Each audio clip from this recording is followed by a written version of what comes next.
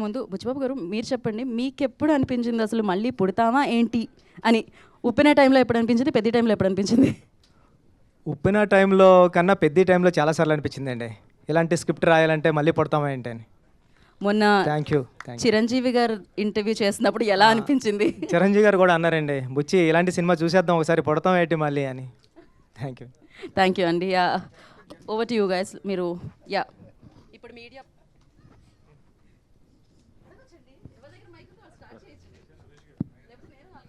బుచ్చిబాబు గారు ఇక్కడండి సార్. అంటే నాకే కాదు, చాలామందికి థియేటర్ నుండి బయటకు వచ్చినాక వచ్చిన డౌట్ వచ్చింది. ఇప్పుడు బొమ్మని ఇరానీ గారు కదా అడుగుతారు పెద్ద ఎవరు అని, ఆయన స్టార్ట్ చేస్తాడు. ఆయన స్పోర్ట్స్ మినిస్ట్రీలో ఉన్నాడు, ఎప్పటి నుండో ఉన్నాడు. మరి ఈయనేమో ఏషియన్ ఇంటర్నేషనల్లో మెడల్ కొట్టాడు, ఆయనకు తెలియకపోవడం ఏంటి పెద్ద? అది నాకే కాదు, చాలామందికి డౌట్ వచ్చిందండి. సూపర్కి వచ్చినండి సార్. ఆయన జాబ్ 5 years 3 years ఉంటుంది అంతే అండి. ఒక ఒలింపిక్ చైర్మన్గా 3 years ఉంటుందండి. 3 yearsలో పాస్ట్లోంచి ఒక 1975 నుంచి ఉన్న స్పోర్ట్స్ మెన్స్ అందరూ అతనికి తెలియాల్సిన అవసరం లేదండి. నేను రీసెర్చ్ చేశానండి. అది రీసెర్చ్ చేసిన తర్వాత ఏంటంటే ఆయన పీరియడ్లో ఆయన ఉన్న టైంలో వచ్చిన వాళ్ళని రికగ్నైజ్ చేస్తామండి. ఈరోజు తెలంగాణలో కూడా చాలామంది అవార్డ్స్ వచ్చిన వాళ్ళు ఉన్నారండి. అంటే మొయ్యలేనని భారతీయ అవార్డులు వచ్చిన వాళ్ళు ఉన్నారండి, కానీ వాళ్ళు ఎవరికి తెలియదండి. అంటే స్పోర్ట్స్ మ్యాన్ అయినా సరే వాళ్ళకు కూడా వాళ్ళ జోనర్లో వాళ్ళ టైం లైన్లో ఉన్నప్పుడు వాళ్ళే తెలుస్తుంది తప్పండి, ప్రీవియస్ అంతా మనకు తెలియదండి. ఇప్పుడు మన భారత హాకీ జాతీయ క్రీడ కదండి, దాంట్లో మన కెప్టెన్ ఎవరంటే కూడా మన ఎవరికి తెలియదు. అలాంటి పొజిషన్లో ఉన్నాం సార్ మనం. థ్యాంక్ యూ అండి. Thank you.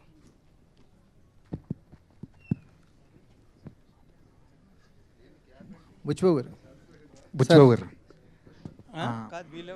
Hello sir. Buchibabu గారు. సార్.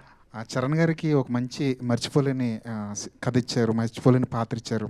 తర్వాత కూడా మీరు చరణ్ గారితోనే ఒక సినిమా చేస్తారని బయట ఒక ప్రచారం నడుస్తుంది, అందులో ఎంతవరకు నిజం ఉంది సార్? అది దేనికన్నా సమయం కాలమే నిర్ణయిస్తుందని నేను ఎప్పుడు సైలెంట్గా ఉంటానండి. సమయం వచ్చినప్పుడు అది వస్తుంది సార్ బయటికి. Thank you. అది జరగాలని కోరుకుంటున్నాను sir. Thank you. Anant Sriram గారు.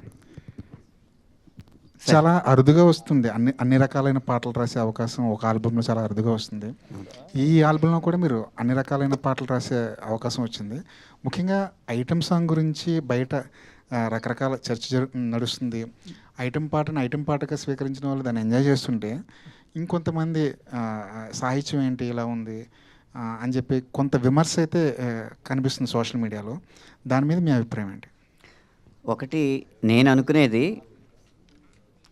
ఐటమ్ పాటను ఐటమ్ సాంగ్లా ఆస్వాదించిన వాళ్ళు వాళ్ళకు ఒక స్పెషల్ ఐటమ్ రుచి చూపించినట్టు, ఐటమ్ సాంగ్ని ఐటమ్ సాంగ్ లాగా ఆస్వాదించిన వాళ్ళు వాళ్ళే ఐటమ్ గర్ల్ కింద లెక్క. ఇక ఆరోపణ అనేది నిర్దిష్టంగా ఉండాలి. మనకు వచ్చిన భావోద్వేగాన్ని ఏదో అరిసేయడానికో లేకపోతే ప్రత్యేకమైన ఎజెండాలు పెట్టుకుని మాట్లాడడానికో ఉంటే మనం దానికి సమాధానం చెప్పక్కర్లేదు. తాత్వికంగా ఆలోచించగలిగేవాళ్ళు, తార్కికంగా మాట్లాడగలిగేవాళ్ళు ఏ వాక్యం మీద ఏ ఆరోపణ నిర్దిష్టంగా చేసినా నిఖార్సైన సమాధానం ఇవ్వడానికి నిజాయితీగా సిద్ధంగా ఉన్నాను. అనంత్ శ్రీరామ్ గారు, కామెంట్స్లో కూడా కొంచెం దొంగనా కొడుక లాంటి పదాలు కూడా మీ మీద వాడటం జరిగింది. ఏంటి అవన్నీ చూసారా? అవన్నీ దొంగనా కొడుక అనేది తిట్టుగా మీరు నమ్ముతున్నారా? తిట్టే కదా అది. సో దానికి సమాధానం ఏంటంటే, ఒక్కో తిట్టు ఒక్కొక్క బొట్టుగా హే దిద్దే టట్టు నేనొట్టు పెట్టనా నాకు ఏ రోజునో నీరాజనం పట్టేదా నిందా నా కట్టే కాలేలోగా అని ఈ పాటలో చరణమే సమాధానం. అనంత్ శ్రీరామ్ గారు, అదే ప్రత్యేక గీతాలు రాసినప్పుడు ఒక రచయితగా మీరు ఎలాంటి బౌండరీస్ నిర్దేశించుకుంటారు? ఎలాంటి బౌండరీస్ ఎలాంటి ఉండాలనుకుంటారు? రచయిత అనేవాడు అవ్వాలంటేనే వాడికి అవధులు ఉండకూడదు. ఏ గీతానికి ఏ అవధులు ఉండవు. ఆలోచన శక్తి ఒకటే అవధి, ఊహాశక్తి ఒకటే అవధి. బుచ్చిబాబు గారు, 2-3 రోజుల నుంచి అంటే కొన్ని ఎక్స్ట్రా సీన్స్ ఉన్నాయి, డిలీటెడ్ సీన్స్, అవి యాడ్ చేస్తారు థియేటర్కి కూడా అంటున్నారు, ఒక టాక్ ఉంది. అండ్ జగపతి గారు ఇంటర్వ్యూలో మాట్లాడుతూ నెట్ఫ్లిక్స్ ఎక్స్టెండెడ్ కట్లో ఇంకా చూడొచ్చు అంటున్నారు. సో ఏంటి, ఏది నిజం? థియేటర్కి ఏమైనా యాడ్ చేస్తున్నారా? రాజేష్, అది ఆల్రెడీ ఎడిట్ చేసాం, అయిపోయింది. ఈ బుధవారం నుంచి ఎప్పటి నుంచి యాడ్ అవుతుంది అదంతా. సో సీన్స్ అన్ని యాడ్ చేసాం. ఎన్ని సీన్లు యాడ్ చేసాం? ఒక 3 సీన్స్. దాంట్లో హీరోయిన్ 2 సీన్స్, ఇంకా జగపతి బాబు గారిది 1 సీన్, రౌండప్స్ అన్నీ ఉంటాయి, ఏదైతే జస్ట్ మిస్ అయ్యారో కొంచెం చిన్న చిన్నవి అవన్నీ ఉంటాయి. సతీష్ గారు, సార్ సోషల్ మీడియాలో అంతా సినిమా చూస్తున్నారు, వీకెండ్లో ఫ్యామిలీస్ కూడా కదులుతున్నాయి. బట్ చాలామంది ఇంకా టికెట్ రేట్ తగ్గిస్తే ఇంకా ఫ్యామిలీస్ ఎక్కువ మంది చూస్తారు, ఫుట్ఫాల్స్ పెరుగుతాయి అంటున్నారు. సో ఇంకా తగ్గించే ఏమన్నా ఈ రోజు నుంచి అన్నీ తగ్గిపోయినాయి, అందుకే ఈరోజు చాలా బ్రహ్మాండంగా ఉంది కలెక్షన్స్. ఈ రోజు నుంచి టికెట్ ప్రైజెస్ లేవు. సతీష్ గారు, సార్ ఇది 11వ రోజు ఈవేళ, ఆల్మోస్ట్ సెకండ్ వీకెండ్ కూడా అయిపోయినట్టు ఈవినింగ్తో. ఎన్ని ఏరియాలో ఆల్రెడీ బ్రేక్ ఈవెన్ ఉన్నారు, ఎన్ని ఏరియాలకి మనం జిఎస్టీ ఇవ్వాల్సి ఉంటుంది, ఎన్ని ఏరియాలకి హెల్ప్ చేయాల్సి ఉంటుంది? అన్నీ బ్రేక్ ఈవెన్ అయిపోతాయి, జిఎస్టీ అవసరం లేకుండానే అయిపోతాయి అంటారు. చాలా వరకు అయిపోతాయి.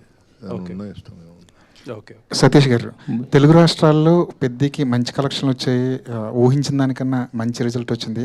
కానీ నార్త్లోను ఓవర్సీస్లోను ఎందుకు డల్ అయింది అనుకుంటున్నారు? ఓవర్సీస్ కూడా ఓకే, బట్ అనుకున్నంత రాలా. ఓకే, దానికి అది కేస్ స్టడీయే.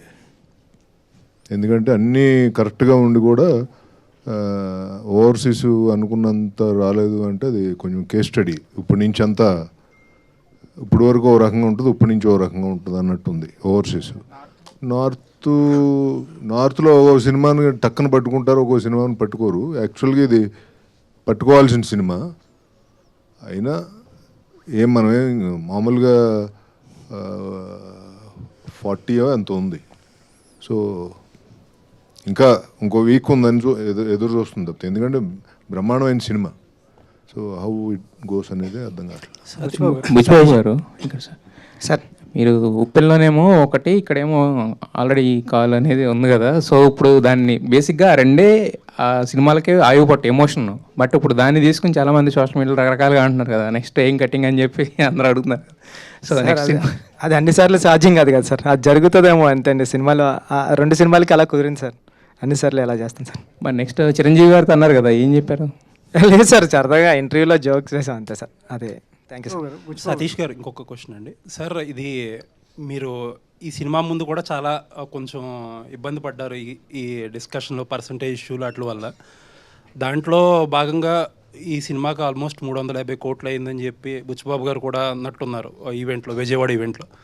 సార్ ఒక కొత్త ప్రొడ్యూసర్, కాకపోతే మీరు చాన్నాళ్ళ నుంచి ఇండస్ట్రీతో క్లోజ్గా ట్రావెల్ చేస్తున్నారు, ఇప్పుడు 2 పెద్ద సినిమాలు చేస్తున్నారు.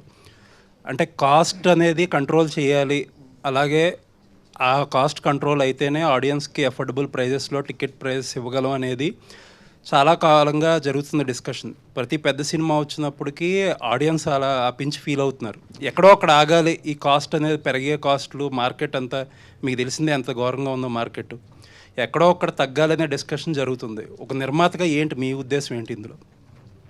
మీరు చెప్పిన పాయింట్ కరెక్టే, కానీ మనమేమో తెలుగు ఇండస్ట్రీ నుంచి వరల్డ్ ఇండస్ట్రీని చూస్తున్నాం. అంటే పాన్ ఇండియా, పాన్ వరల్డ్కి వెళ్ళాలని మన ఇండస్ట్రీ చేసే ప్రయత్నం అది. ఆ ప్రయత్నంలో ఎప్పుడు సక్సెస్ అవుద్దో తెలియదు. అంటే కొన్ని సినిమాలు అవుతున్నాయి, కొన్ని సినిమాలు అవట్లా. సో అలాంటి సిచ్యువేషన్లో ఈ పెద్ద హీరో సినిమాలు ఉండేది సంవత్సరానికి 2-3 ఉంటాయి. సో దానికి కూడా మనం 1 వారమో 10 రోజులు తెస్తాం, మళ్ళీ ఆ తర్వాత ఫ్రీ రన్నే ఉంటుంది. సో